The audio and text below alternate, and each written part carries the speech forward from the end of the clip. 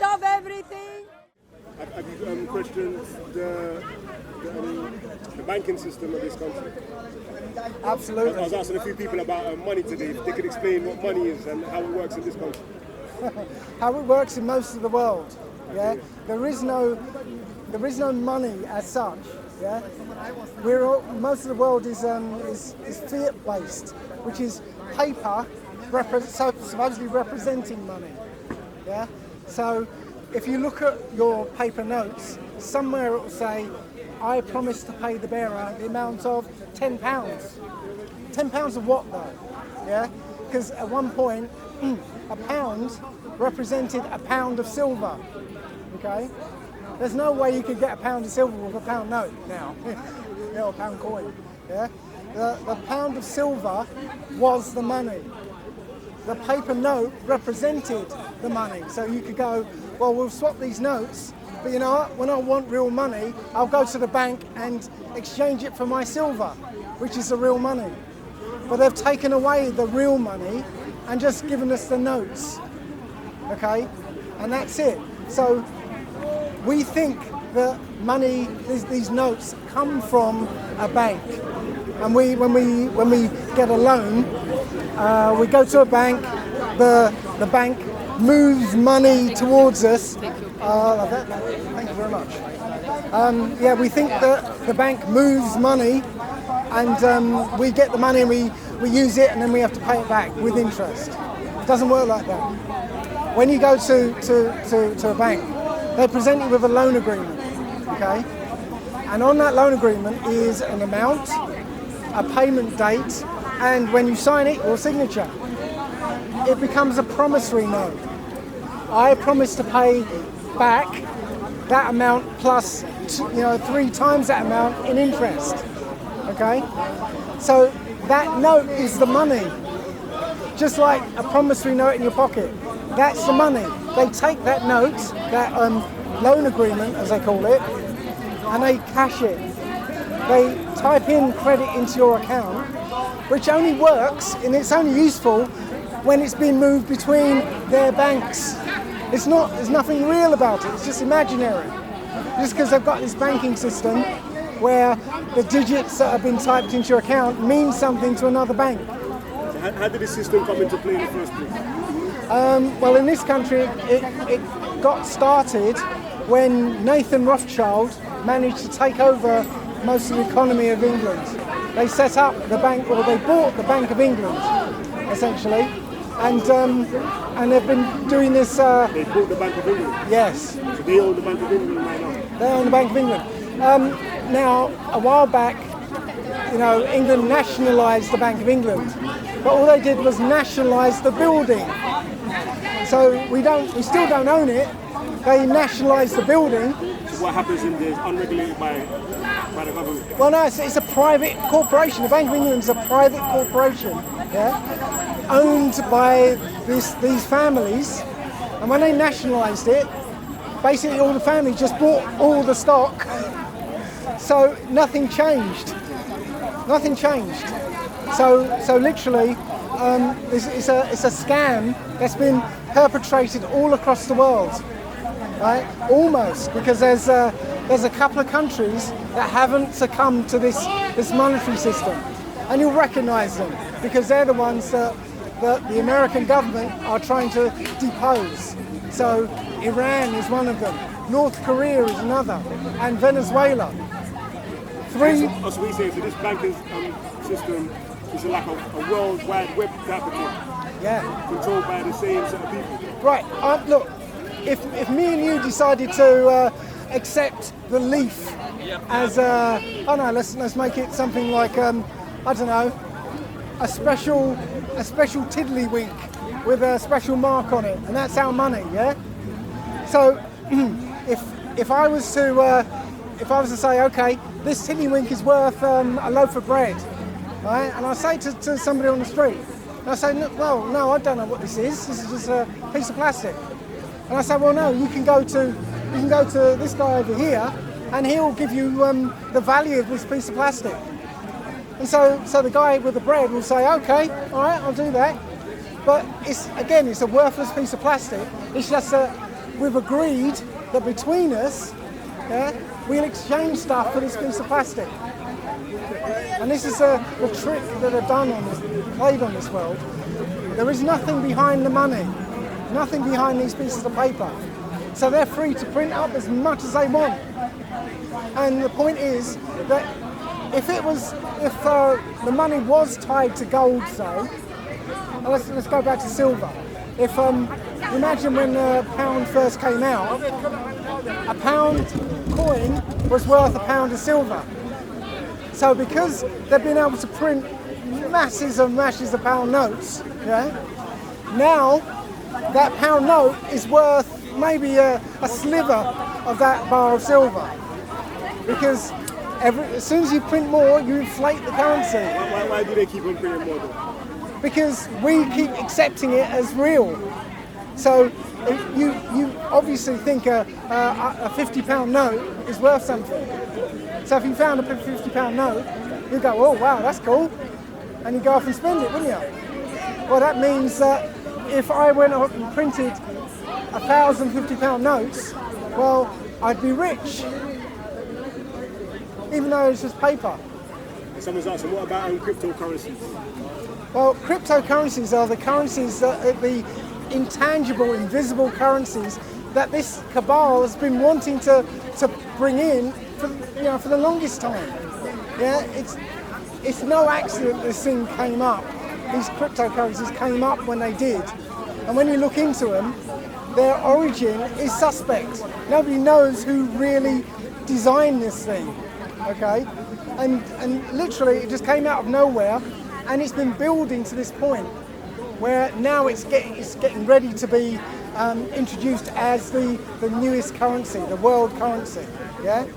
What's funny is that the 1988 cover of The Economist had a Bitcoin on it, and this was before Bitcoin ever came out. It had a picture of a Bitcoin. Sorry? What do you mean the logo? What they use now? Well, you know, it was a picture of a coin, yeah, with a C in it, yeah. Okay, or sorry, a dollar. I think it was a dollar or something, but it was a coin, okay, and it was get ready for a monetary change or something. The coin had something like 2018 in it on this coin. This is 1988, yeah. So 2018 on this coin. So they planned this, right? And they're trying to bring it in the same way they brought in the Federal Reserve. The bankers are absolutely against Bitcoin. How do they bring in the Federal Reserve? Well, the bankers pretended to oppose the Federal Reserve. They said, no, we don't want it. We don't want the Federal Reserve. Yeah. So everybody was going like, well, if the bankers don't want it, then it must be good. So it came in. So right now the bankers are saying, no, we don't want this Bitcoin. We don't want this Bitcoin. But secretly they're behind it. And what you were saying earlier before I cut you off that there's some countries out there that don't follow this banking system, and they happen to be the ones that America's at war with. Yes. Well, if you look before 2001, there were more countries on that list: Afghanistan, Iraq, Libya. Do they sound familiar to you? Yeah, it's not accidental that they've gone through these countries. So we say right now, Afghanistan, Libya, and Iraq, their systems are the same as the rest of the world. The first thing they did when they took these countries over is change their monetary system to a Rothschild-controlled bank, central bank. So that's what they want to do in Iran. That's what they want to do in North Korea. That's what they want to do in Venezuela. This is what all the fighting is about. This is what all of the hype is about. Yes. New world order. New world order. You know. Oh. Sorry. 1 second. Hello. Hello, Mum. Can I call? Sorry. Can you call me back sometime? Because I'm being interviewed right now. I'm being interviewed right now. Okay, right. Bye. Sorry about that. So what do you propose? Like, how we use money right now is like it's tied into everything that we do.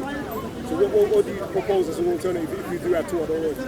I don't propose any alternative. I'm seeing biblical prophecy coming true here, okay? And what we're going to see after the second Exodus is the people going back to the land and having a system that doesn't include money. Right? I live as much as I can without money. I don't charge for what I do, and I have very little that I need money for. Right? If everybody else did something similar to me, you'd find that the world would be a very different place. Okay? Don't you think that the competition encourages us to innovate new things? No, you know what? We innovate. That's what we do. Yeah? You don't need money to say, you know what? If I do that, if I make something that'll make things easier, wouldn't it? And you do it and go, look everyone, I made this. And everyone goes, oh yeah, and you don't need money. I go back to this idea of what I call 1,000-man island, okay? 1,000-man island. So if you, me, and the nearest 998 people were marooned on a desert island, okay? In order to survive, we'd all play to our strengths, yeah? I mean, I might be good at making huts, you might be good at fishing, and somebody else might be good at collecting coconuts or whatever. But we'd all do what we felt was what we were best at, and we'd all go, hey, I've just got all these fish, and I've got my fish, you know, there's a few here, right? We'd all contribute, and no money would have to change hands, because we'd know, even if there was somebody on the other side of the island we didn't know, we'd know that they were doing their bit to help everyone else survive, yeah? So that's it. On the 1,000-mile island, you don't need 1,000-man island. You don't need money. Money's introduced so that a parasitic class of people can live off the rest of us and control and live a tell us what to do. Tell us what to do and live a wonderful life on our backs. Okay, that's all. That's the only reason we need money. I'm distracted by a man and taking pictures straight in front. We go back to history. Before the civilization. Do you think that these countries that haven't taken up the system yet, what do you think is going to be the future for them? Well, we know because the war drums are beating anyway.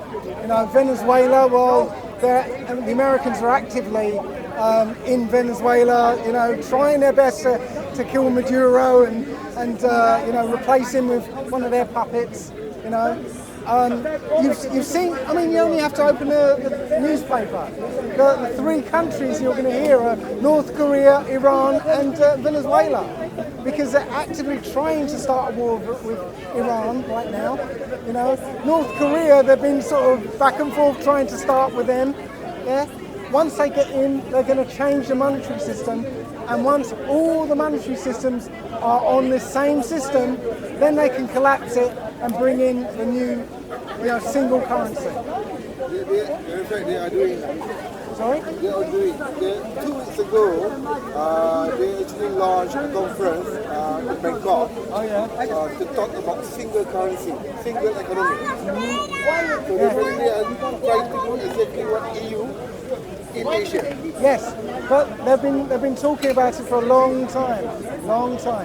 Yeah, so it's happening. Yeah. What was the system like before they made this fiat currency too? Well, interestingly, in this country, we had a system called tally sticks. Tally sticks? Yes, it was essentially a shaped piece of wood, yeah, with notches on this piece of wood, and it was split in half. And half this piece of wood was kept in a bank, and the other half was spent into the economy. And you can tell if it was real because it would tally up with the other part of the stick that's held in the bank. That's why we get the word tally from, yeah? Because we can tell it's real because you can take it and tally it up with another piece of wood in the bank. That system lasted for 700 years. And it was responsible for this country becoming very, very prosperous because there was no interest. Yeah, it was just real money, even though it was just wood. Yeah? So that was very successful until the banking class were allowed back into this country, and they took away the tally sticks and brought back in, the fiat money system. What do you say is their reasons for introducing the system in the first place? Because money is a technology. Money was given to certain people by the fallen angels. Yeah? If you look in the Book of Enoch, it tells you that the angels taught precious stones and metalworking and precious metals. So they introduced this idea of money. Okay, and money is a technology. It's a con trick. But it's nice and complicated so that the muggles out there can't figure it out. But if you understand how it works, you will become very, very rich. And I say to people, if they don't understand how that works, is when you play the game of Monopoly, there's always one silent winner. Always one winner. Okay? It's the banker. If you imagine playing a game of Monopoly with 4 people, okay? And at the end of the game, one person wins. But then imagine that person carries on playing the game. Yeah? Keeps going round and round. Eventually, he'll end up with nothing. So where did all that money go to? To the bank. And this is a system we're in. Yeah? It's a system where the bank will always win in the end. So why isn't there education from because they own the education system. You mean the bankers? The system includes the bankers, yeah, and the system owns the education system. We go to. Is there been no strong resistance to this fiat banking system? Most people don't know about it. Okay, there are levels of school. Yeah, you and me, the likes of you and me, go to a public school, a comprehensive or whatever, school for the masses. Right? In those schools, you're taught only what you need to know. Yeah, how to operate simple machines, do simple paperwork, that sort of thing. There are elite schools that train the elite in how to be rulers. So yes, you won't get that kind of educational knowledge in the education system. You said it's deliberate? Absolutely. It's been managed so that they get the right number of doctors and right number of street sweepers and right number of people working at McDonald's. It's a system. Cool, man. It's me, still. Yeah. I respect you. Thanks for that, man. You're welcome. Right, cool. Content over everything from your melody. Man, say it straight. Man, don't listen to BBC. Man, don't listen to ITV. They are entitled to knowledge, information, not education regurgitation, where a child learns about a specific subject. I want my child at the age of 10 to know about all the subjects. Okay? And obviously our history is causing a big problem because the Shias can't get along. The Shia and the Sunni can't get along. The Shia and the Sunni and the Alawis can't get along.